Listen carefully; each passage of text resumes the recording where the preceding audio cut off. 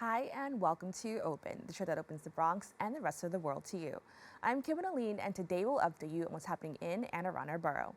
Coming up, on Saturday, May 18th, RadNet will be hosting a MammoGlam Party to help promote the importance of getting screened. A member from RadNet tells us more. Then the executive director of the WCS Library and Archives joins us on Skype to speak about the completion of the Shelby White and Leon Levy Film Initiative. After that, a member from the New York Community Trust and a rep from a nonprofit speaks about how they are working to make New York a healthier and more equitable place to live. Later on, we speak with the CEO of Urban Resource Institute to hear more about the first pet-friendly shelter in the Bronx. And finally, we are joined by one of the organizers of the Ain't I a Woman campaign who is working toward ending the 24-hour workday. So stay tuned, all this and much more is headed your way because we're now officially open.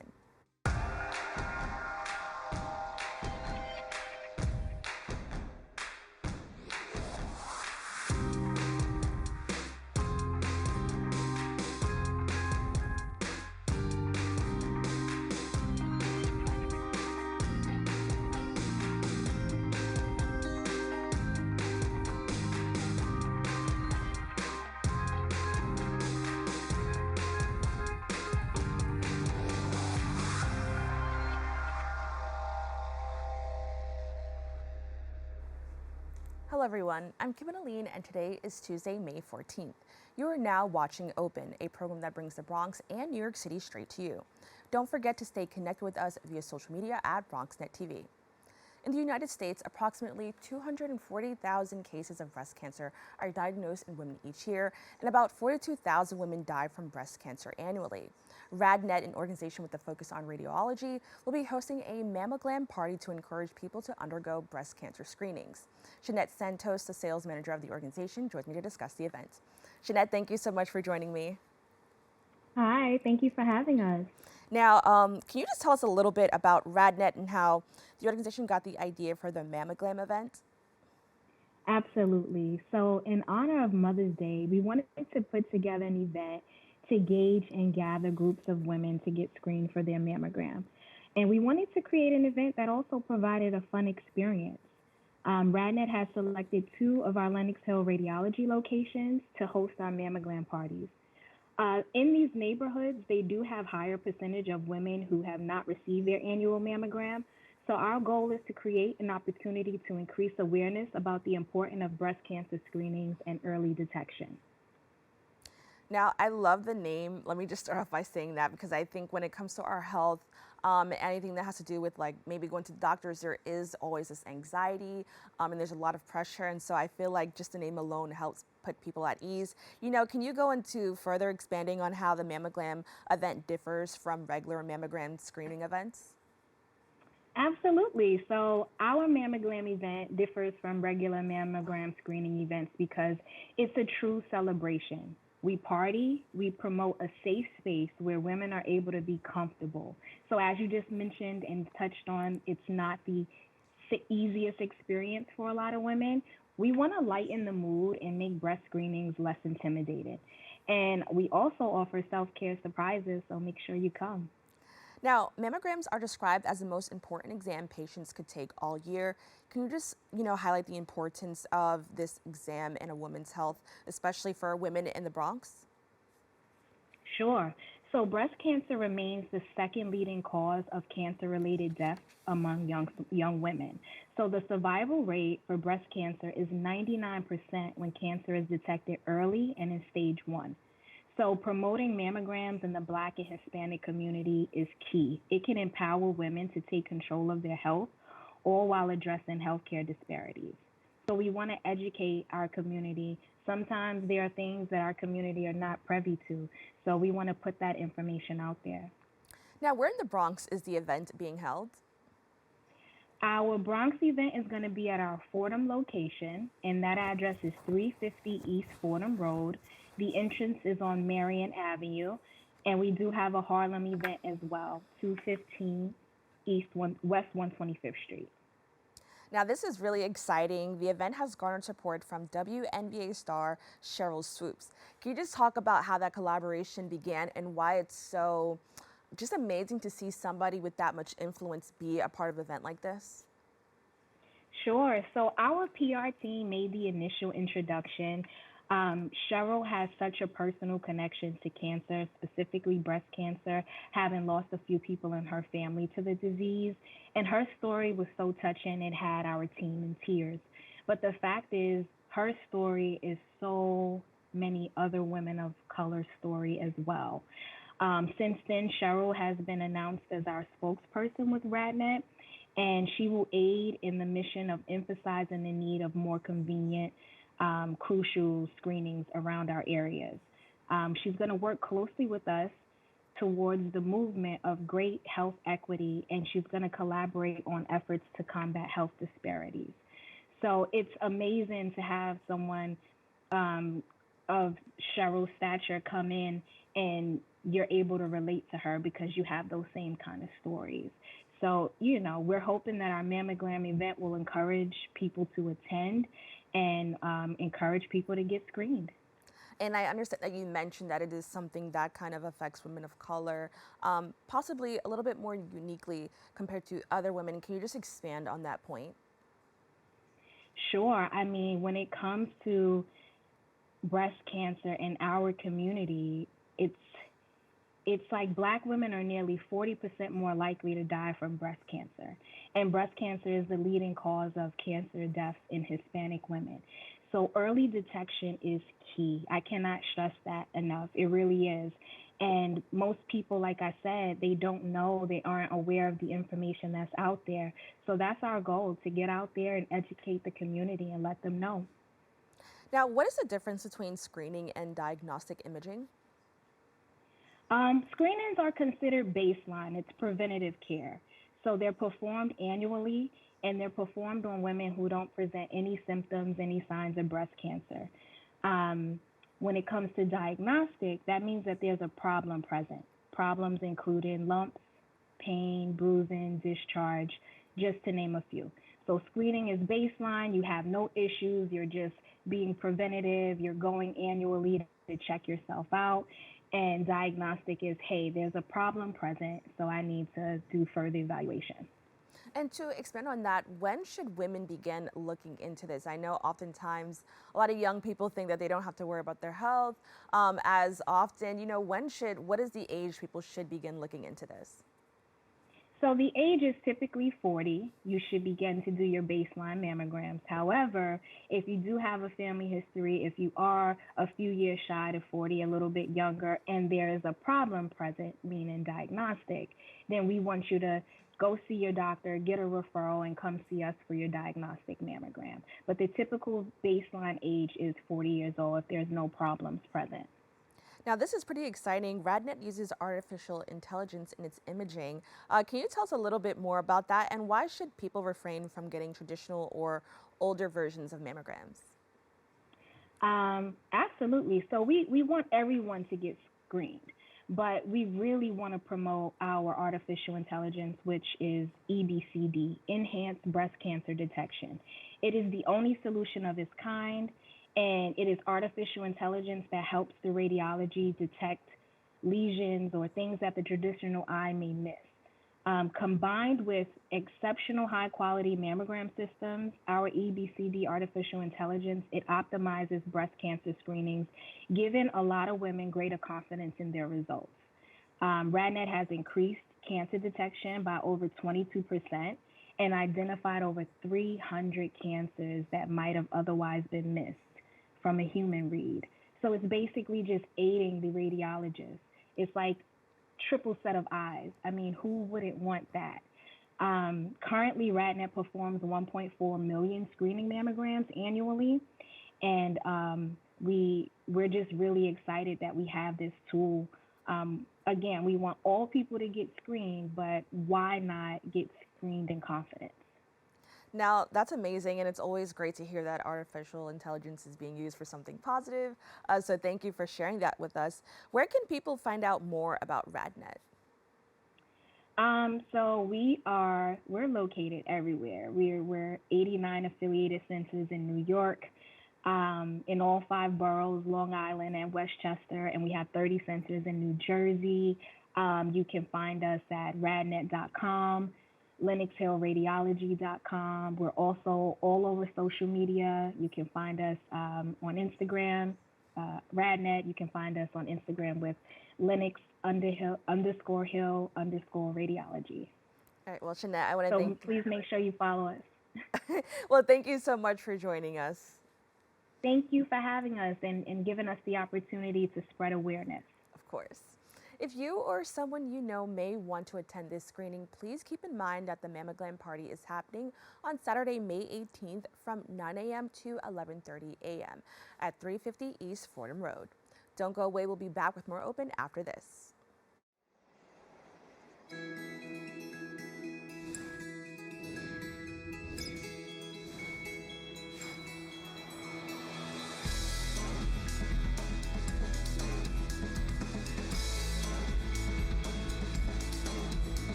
Without BronxNet, I don't know how we'd be able to showcase the important and amazing talents that we have here at the Bronx. We've been able to feature lots of great artists, performers, people who deal with coffee and small entrepreneurship businesses, discuss controversial topics, and also be able to share the voice of residents that might not normally have access without a place like BronxNet.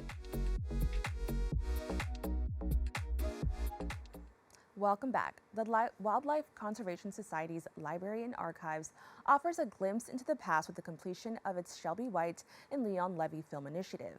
The project led to the creation of over 1,000 historical film reels and the digitization of nearly 100 of those reels. Executive Director of the WCS Library and Archives, Madeleine Thompson, joined me to discuss this project. Madeleine, thank you so much for joining me. Thank you so much for having me, Kibin. Now, many of us are familiar with the WCS and its 5 parks, which are the Bronx Zoo, Central Park Zoo, and so much more. But can you tell us about the WCS Library and Archives and the mission of this department? Sure. So a lot of folks are surprised actually to learn that we have a library and archives at WCS, but our purpose is to advance knowledge in support of WCS's mission to save wildlife and wild places.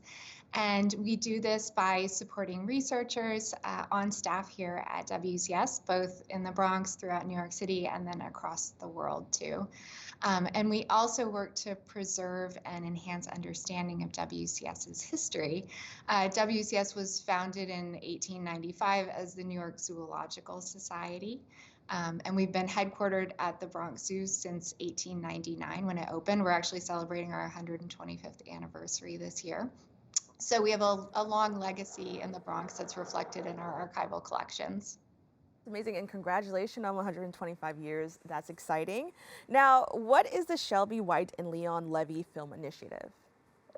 Sure. So the Shelby White and Leon Levy Film Initiative has just been a complete game changer for our film collection.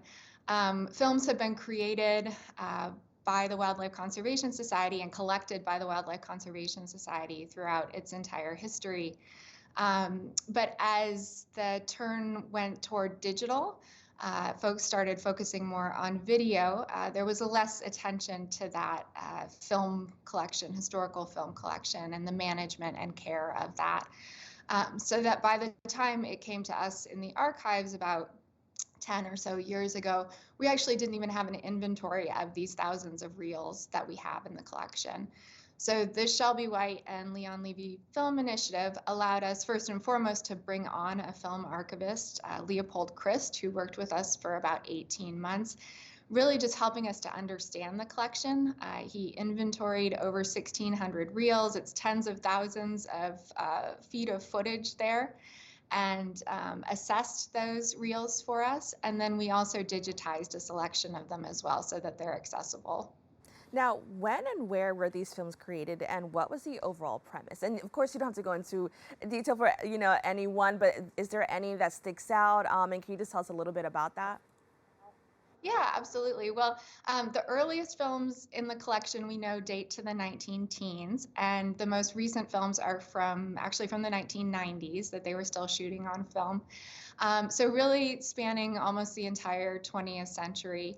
And the locations that they were shot in are worldwide.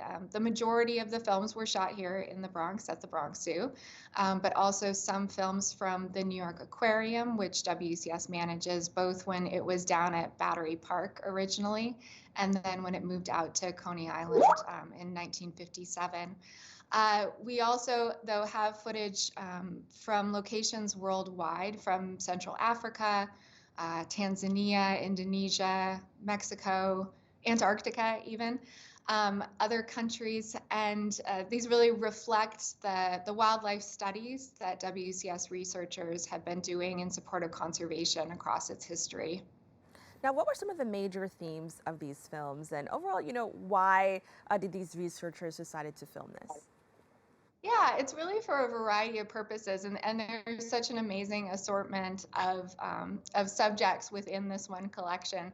So we have everything from WCS field biologist George Schaller doing some of the very first studies of mountain gorillas in the 1960s in Central Africa, this amazing Kodachrome footage that he was shooting of that. To then, on the other hand, a staff softball game among Bronx Zoo staff members in the 1940s, playing softball over at the fields just west of the zoo, to more sort of like produced educational films that were distributed out to classrooms on subjects like the locomotion of snakes that were shot just right here at the Reptile House in the Bronx Zoo. So really a wide assortment of subjects, really kind of reflecting the wide assortment of work that WCS has done across its history. Now, how will access to the digitized film collection impact the work that WCS does now to protect wildlife and wild places? Yeah, we've really just made the collection accessible, so we're really looking forward to seeing its impact in the coming years. But we've already had some really great feedback from historians and from educators who are just thrilled to have access to these films. Otherwise, they're sitting on reels and completely inaccessible. They're so important for telling the stories of WCS, for telling the histories of zoos and aquarium, telling the history of the Bronx, of New York City, the history of wildlife conservation. And they also help to provide documentation of the way that landscapes have changed over time in these places, from the Bronx Zoo to across the world. And I want to expand on that. How does the WCS address outdated practices, attitudes, and messages that may be seen in the film? Yeah, absolutely. So, just as we see landscapes changing across the 20th century, we also see major shifts in knowledge and attitudes toward animals, under new understandings in animal care and animal needs, and even changes in the practice of wildlife conservation too. And that's absolutely reflected in the broad scope of these films, and really important for understanding the changes to those attitudes, practice, knowledge across the history of the 20th century.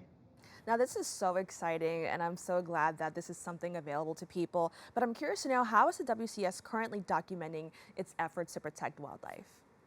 Yeah, thank you for that question, because we're very focused, of course, on our past, and it's a big part of what we do in the archives is making sure that we're preserving that past, but we're also thinking about the future and making sure that we are documenting the work that WCS is doing today for future generations. And of course, a big part of that work is digital. So we're highly focused on the digital content that people are producing today. And the funny thing is that in some ways it's easier to care for this paper that was created in 1895 than it is to make sure that we're preserving emails and texts and all the different ways that people are communicating today. So it's a major focus of what we do. And it's exciting. I can't wait to see, like, in 50 years, what the WCS has out, just because, we're so just here in the present, but the same way people back then, were documenting something for us. I'm, so excited to see what the future has. So thank you so much for sharing that. As of now, 79 titles are available for viewing. Can you just let everybody know how they're able to view these reels? Yeah, so folks can go to library.wcs.org. We have a section there for digital collections. You'll find a link to the film collections there, so definitely encourage folks to check it out. We've got some other digitized collections there as well for people to look at. Well, I want to thank you so much. This was a very exciting segment to talk about. As I mentioned to you previously off screen, I have a history with WCS. I'm from the Bronx, so it's so exciting to see that there was an effort made to preserve that history, and that we're doing something now to kind of let future generations know what's going on. So thank you so much for sharing that with us. Thank you, Kibin. To find out more about the WCS Film Collection, please go to their website on your screen below. Stay tuned, we have more open for you right after this.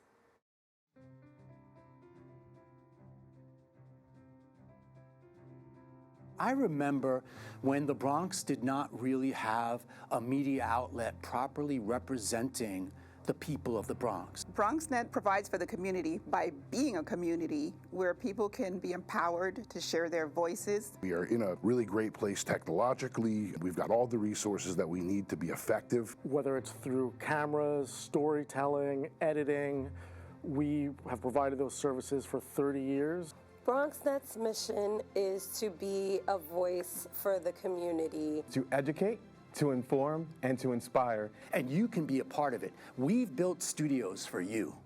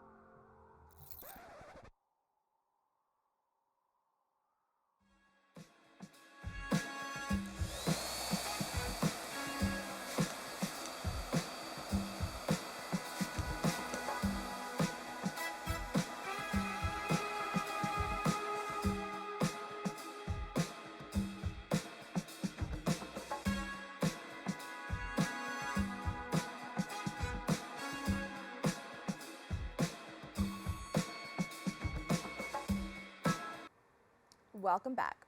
The New York Community Trust announced $9.9 million in grants to 55 nonprofits in New York with a mission to make the city a healthier and more equitable place to live.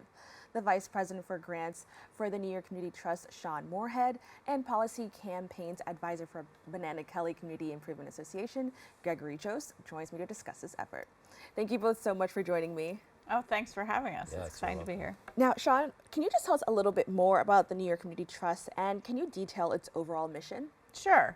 So the New York Community Trust is the largest and oldest community foundation for the 8 downstate counties of New York. And if you're anything like me, before I came to the New York Community Trust, you're thinking, what the heck is a community foundation? So a community foundation actually brings together generous New Yorkers, people with resources, and then we help match their interests with the really exciting work that New Yorkers are doing to make our city more equitable and just. So we both raise money for New York, and we try to get that money to people who are doing really important work to make our city great. Now, the NYCT has announced $9.9 million in grants, which is amazing. And on behalf of all of those nonprofits, I want to say thank you because, of course, people in the Bronx are going to benefit from that. Can you just detail what inspired this effort? So, of course, what inspires us are New Yorkers, right? New Yorkers are out there doing great things, making New York a great place to live, and we just keep getting better and better. But this round of grants was part of what we call our ongoing competitive grants program. So every year we make about $50 million in grants for work that's being done in New York City across a wide range of issues to make it better. And we really focus on grants that will make the public systems that we as New Yorkers rely on better, and particularly better for people who don't have resources and connections to advocate for the improvements they need. Now, Gregory, I want to know your opinion on this. There's a concentrated effort on environmental justice and health equity. How could efforts like this assist underserved communities, especially in areas like the Bronx? Yeah, we've been for decades redlined. Our neighborhoods have been places where a lot of highways, a lot of diesel truck. We have highways going through our parks in the Bronx. We have different types of facilities that have a negative impact on people's health. Sometimes that's even conditions in apartments and such, right? Like all these different triggers for people having poorer health outcomes that we saw during the pandemic on display for the world, and the way that it showed up in the data and in people's lives. And so having a concentrated effort from a great funder partner like New York Community Trust makes a huge difference for all of the work that we're doing. There's so many different organizations and efforts that combine into improving health outcomes, improving our neighborhoods, and making sure that those benefits are the people who've been here for a long time as well. Thank you. Now, Shawn, can you expand on, there are 55 nonprofits. What goes into finding the right nonprofit and deciding, who will actually get some of this funding? So we actually have an open application process, so people should know that. Any nonprofit can apply for a grant from us anytime. We do read every proposal that we receive. And then I am lucky to work with a team of experts, most of whom came from the nonprofit sector themselves or government.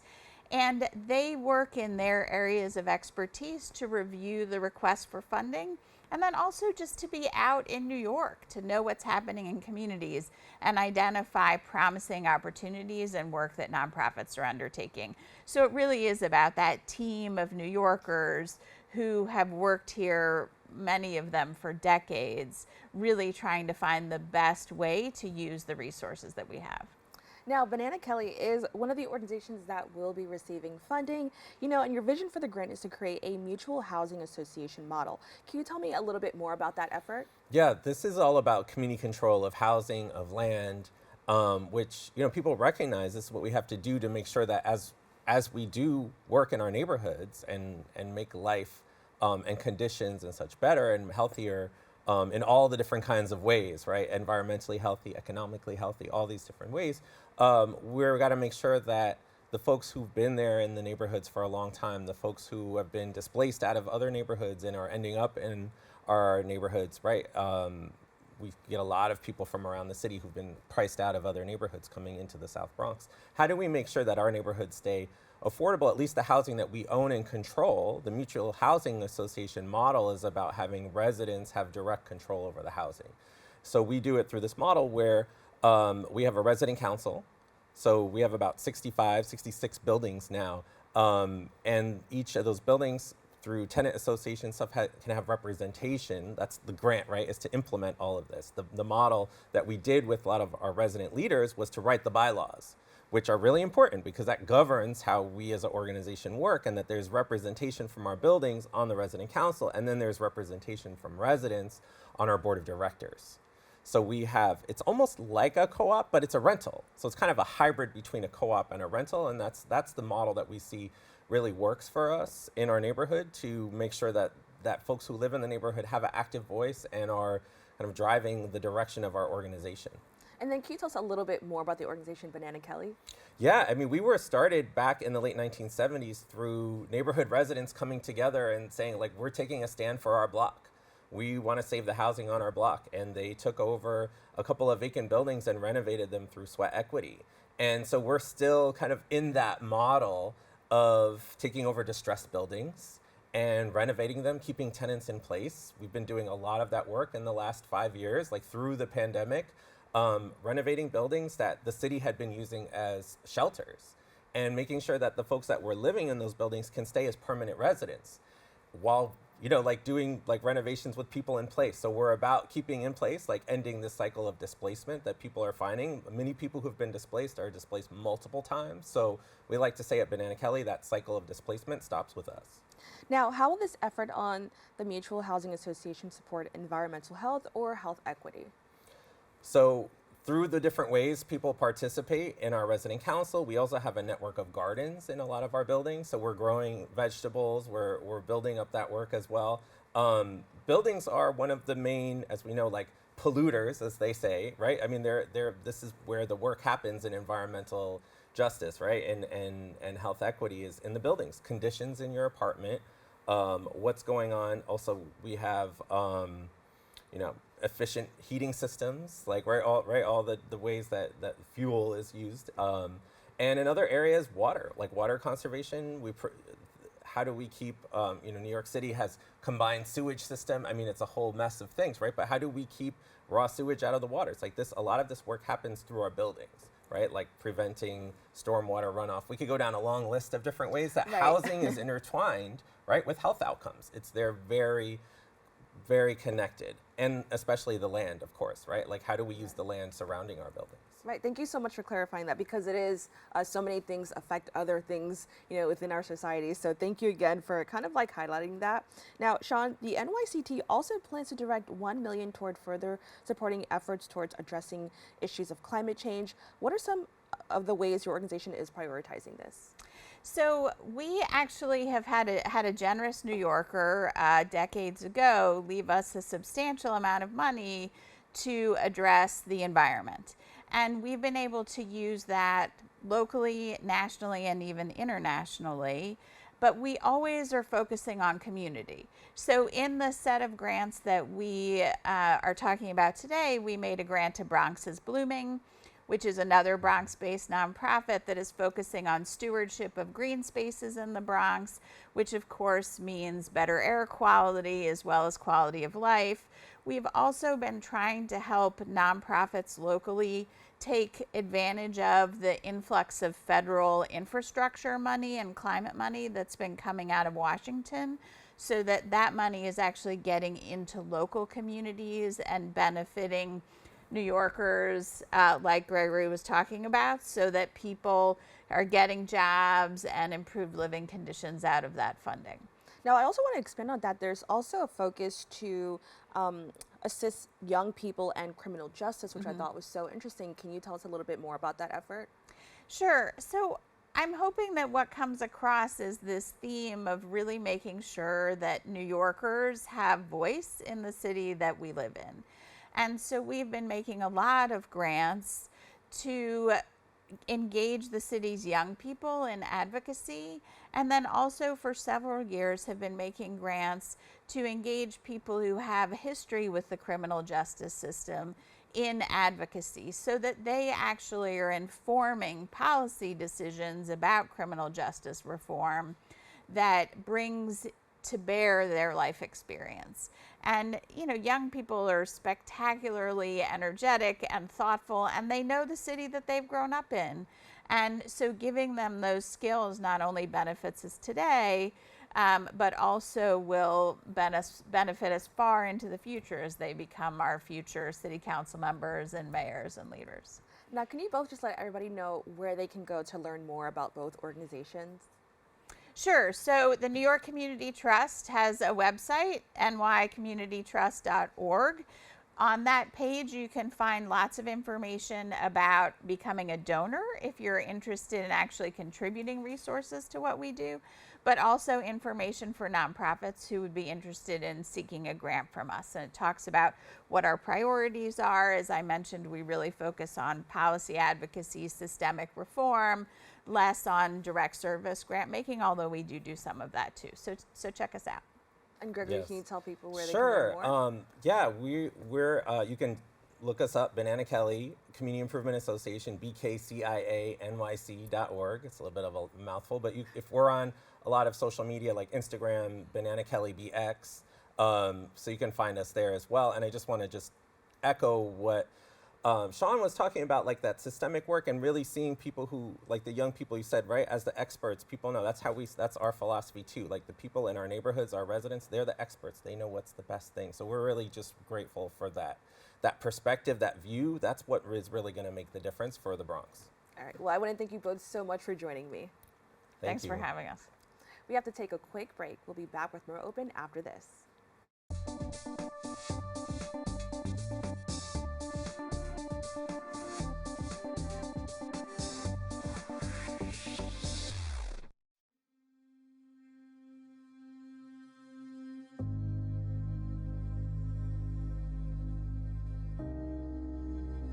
57% of New York City high school students are college ready by their senior year.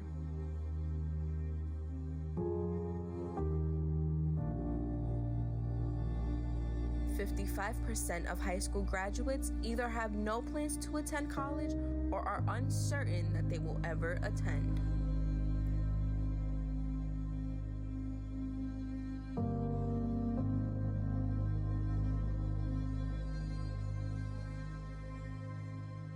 "34% of young adults don't go to college because they can't afford it.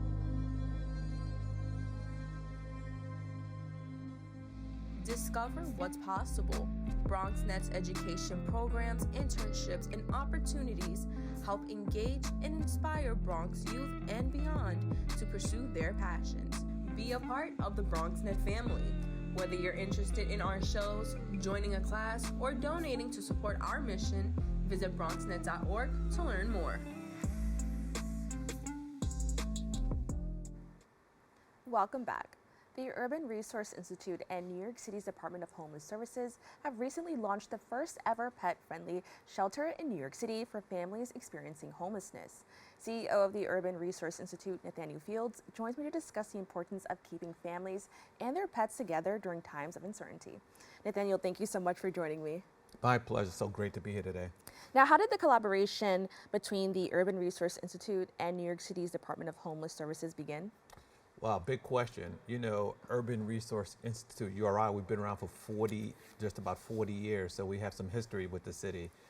And as you know, we're the nation's, New York City's largest provider of domestic violence shelter services. So a long history with DSS, Department of Social Services, both on the Department of Homeless Services side, as well as on the domestic violence side. Now, something that's really exciting, and I was actually shocked to see this, New York City recently opened its first ever pet-friendly shelter for families experiencing homelessness. Homelessness has been a long-standing issue in our city, so I'm curious to know, why are we now seeing a pet-friendly shelter? Yeah, I'm gonna answer that in the here and now. You know, pets provide that unconditional love, particularly during the time of crises. It's nothing like having that four-legged animal meet you with unconditional love, reduce your stress. And so you think about New York, the world going through a pandemic, and we had the highest rate of pet adoptions. Over 85 million households have pets. So when we start to think about how common pets are, we thought in New York City, it's time for the Department of Homeless Services, particularly for those individuals who experience a traumatic event, to keep their pets together. People and animals living safely is what we call our initiative, and the time was now. I also want to talk about where it really started. About 10 years ago, we started in shelters, our domestic violence shelters.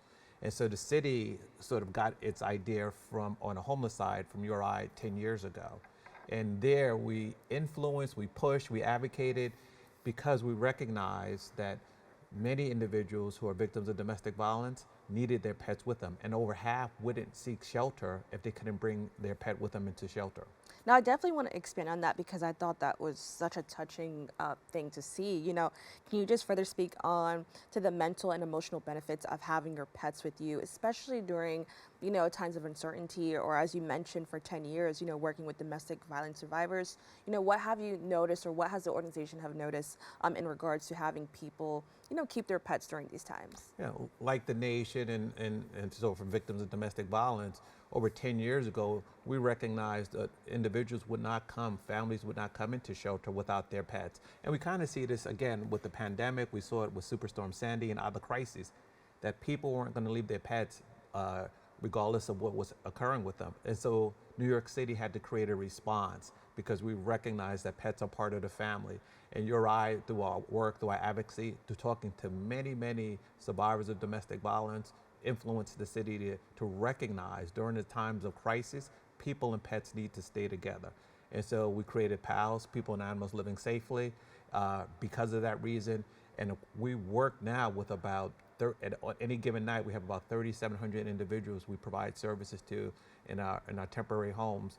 And over 12 of our domestic violence shelters, I should say 15 of our domestic violence shelters, now have places for pets. And we're so excited that Department of Homeless Services is on the bus. So we can now, in our new project, provide keeping people and families together, people and animals together in our new homeless family shelter. Now, doing this work for about 10 years, with PALS, can you say, have you noticed how things have changed or evolved since then, now that it has actually been 10 years? Oh, yeah. Part of our work is to work with communities, whether we're in the Bronx or the city at large. And talking to survivors, we produced in 2021 a report.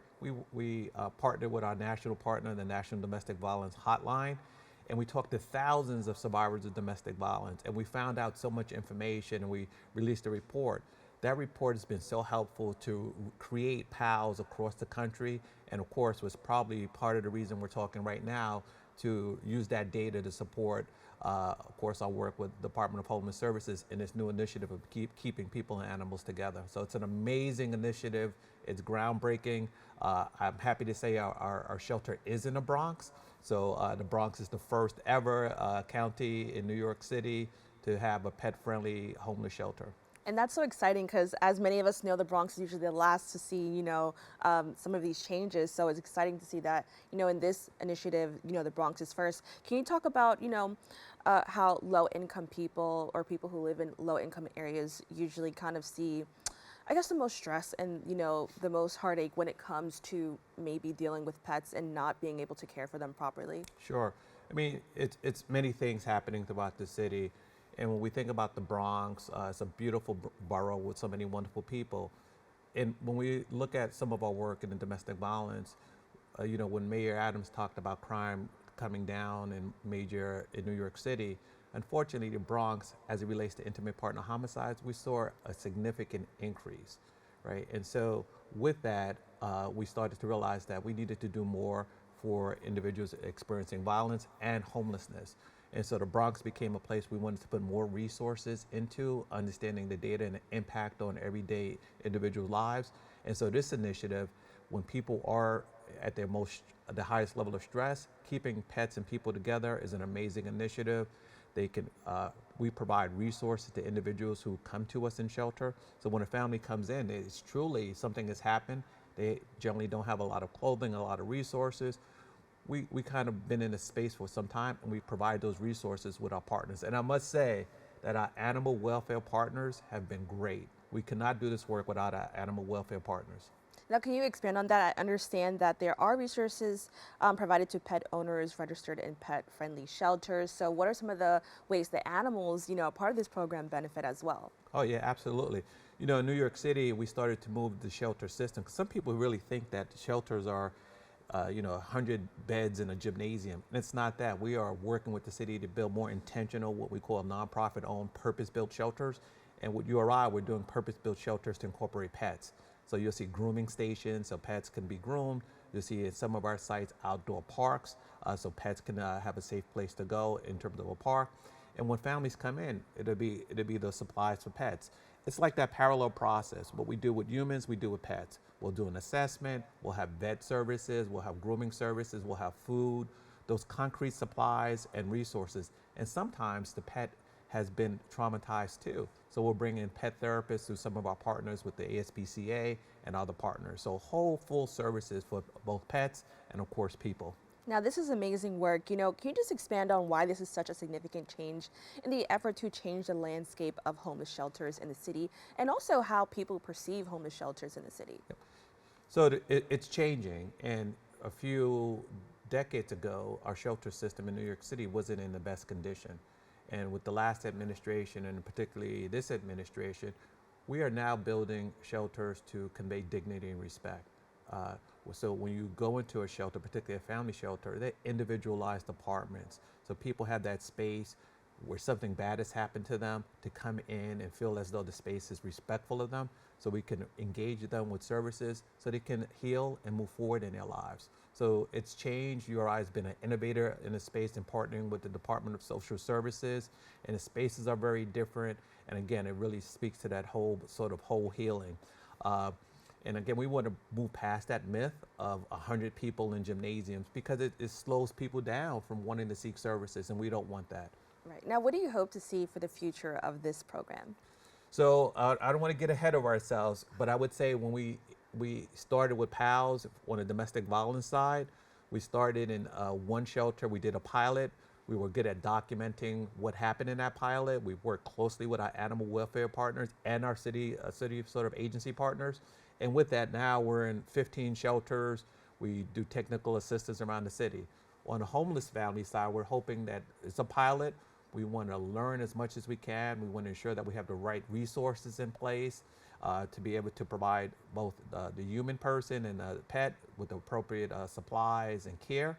And so with that information, we hope to increase awareness and drive more capacity in New York City, taking it one step at a time.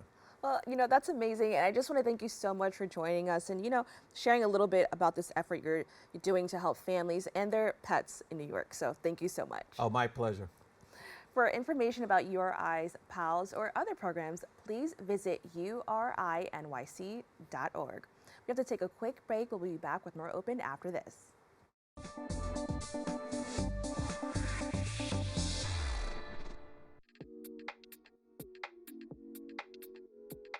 Hey everyone, it's your girl Kat from the Kitty Rose Lifestyle, also from The Next Chapter, where we discuss shades of gray every week right here at BronxNet, Saturdays at 11 p.m.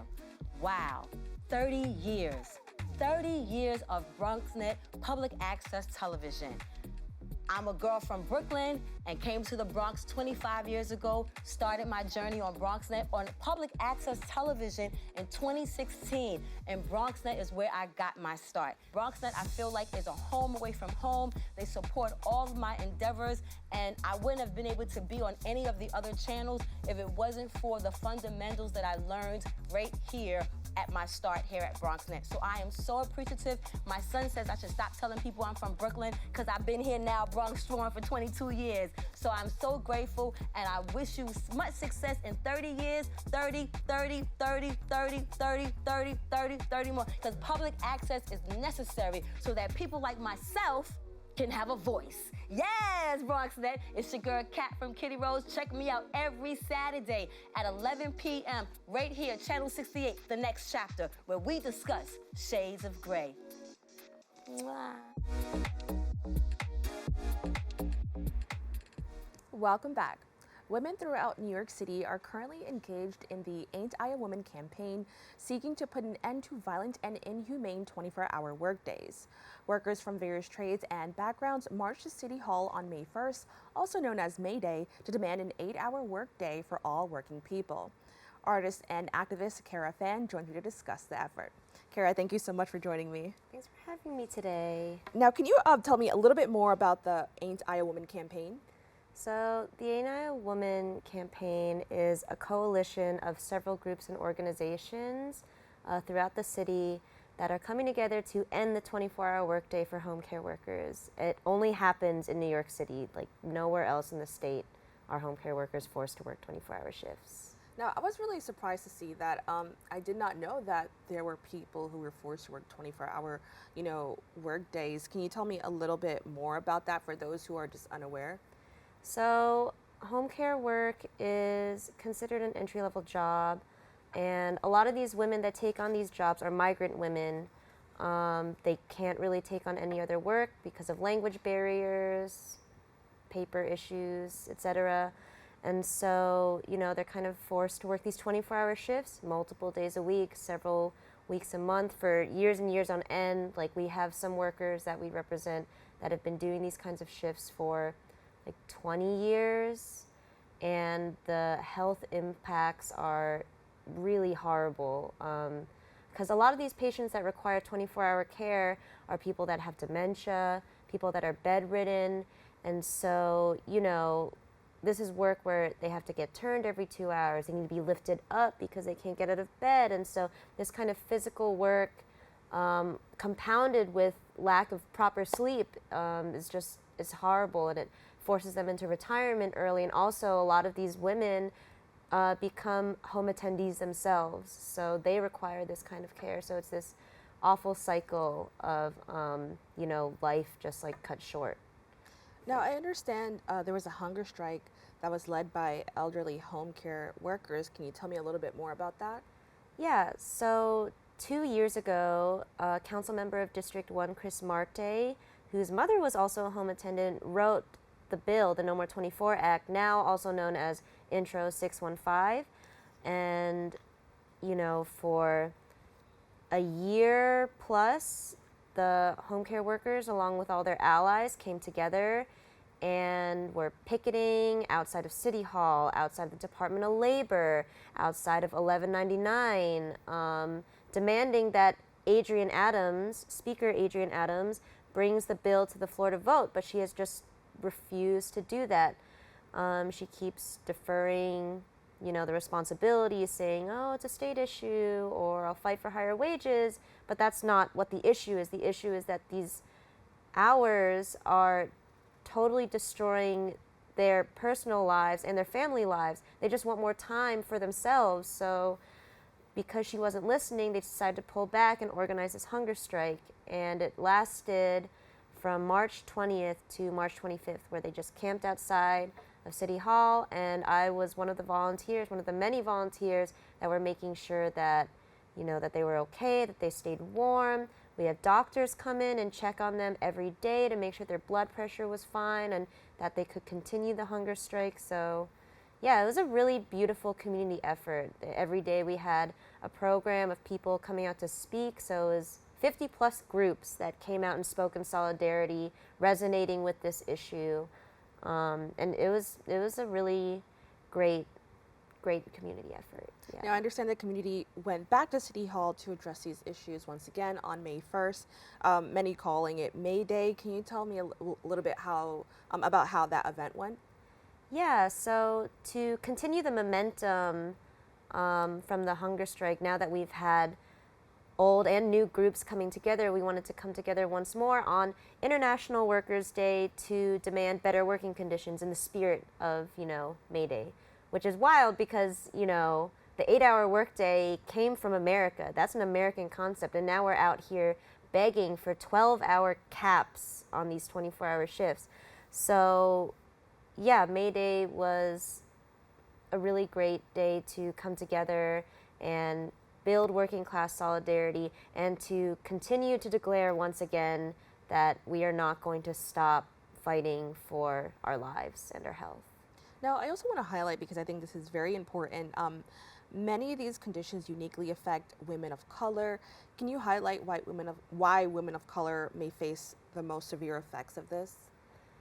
Really, this practice of 24-hour workdays is modern day slavery. It's violent. It only affects these immigrant women because they're being taken advantage of by the insurance companies, by these agencies, because they don't speak English. They're threatened by having ICE called on them. Like, it's a very vulnerable group of people that work these shifts, and so they take advantage of that, and that's why it's really important that we support these communities. A lot of the women that we work with live here in the Bronx too. They work through NMAS, which is a labor organization, like helping them